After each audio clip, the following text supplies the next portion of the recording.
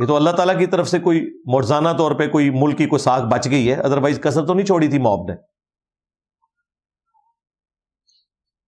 علمی point number 8 آخری، اور وہ ہے عام پبلک سے متعلق۔ اس میں مجھے یہ بات کہنے میں کوئی عار نہیں ہے کہ آپ جن جوہلا کے ملک میں رہ رہے ہیں وہاں پہ اس طرح کے معاملات میں ہمیں خود بھی احتیاط کرنی چاہیے۔ مثلا یہ جس قسم کا لباس ہماری اس بہن نے پہنا ہوا تھا،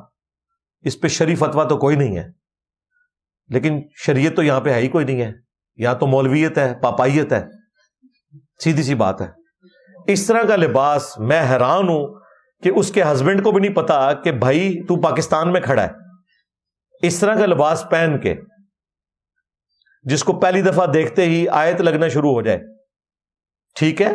آپ یورپ امریکہ میں بے شک پھریں، کوئی مسئلہ نہیں ہے، ایون یہ تو مشہور برانڈ ہے دبئی میں، سعودیہ میں لوگ پہن رہے ہیں، وہ برانڈ والے بھی بیچارے ان کو بھی فکر پڑ گئی کہ برانڈ ہی نہ ہمارا بیٹھ جائے۔ انہوں نے باقاعدہ جو ہے اس حوالے سے اپنی کلیریفیکیشن دی ہے کہ ایسا کوئی مسئلہ نہیں ہے، لیکن پاکستان میں بھائی مسئلہ ہے، سیدھی سی بات ہے۔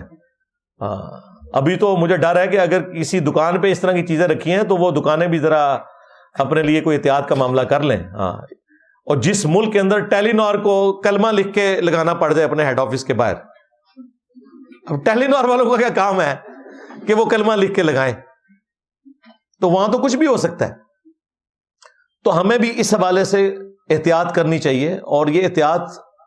کرنا ضروری ہے کیونکہ ہم ان جوہلا میں رہ رہے ہیں۔ اس کو سپورٹیو حدیث ہے بخاری اور مسلم کی، اما عائشہ سلام اللہ علیہا سے نبی علیہ السلام نے فرمایا، اے عائشہ، اگر تیری قوم نئی نئی جہالیت سے نہ پھری ہوتی تو میں حتیم کو توڑ کر کعبے کے اندر کر دیتا، ابراہیم علیہ السلام کی بنیادوں کے اوپر کعبے کو کھڑا کر دیتا، کیونکہ وہ حتیم جو چھوٹی سی دیوار آپ کو باہر نظر آ رہی ہے وہ کعبے کا حصہ ہے۔ وہ بخاری مسلم میں آتا ہے کہ مشرکین عرب اپنے پاک مال سے تعمیر کرتے تھے کعبے کی، ان کے پاس پاک مال کم پڑ گیا، پیسے تھے لیکن پاک نہیں تھے، تو انہوں نے کہا ٹھیک ہے یہاں ہم چھوٹی سی دیوار بناتے ہیں، اور وہ ایک کمرہ انہوں نے ساتھ ایڈجسٹنٹ بنا دیا، ورنہ خانہ کعبہ ریکٹینگولر شیپ میں ہے۔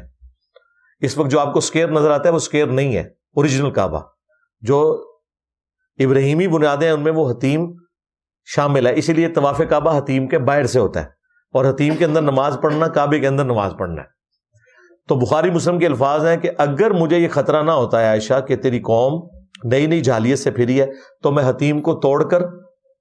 خانہ کعبے کے اندر شامل کر دیتا، اور کعبے کے دروازے کو میں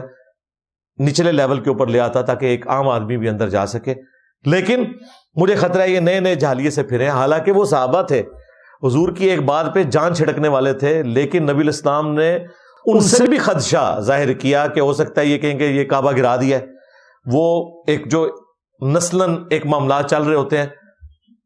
وہ والی کوئی حص بھڑک نہ اٹھے، نبی علیہ السلام نے نہیں کیا ایسا۔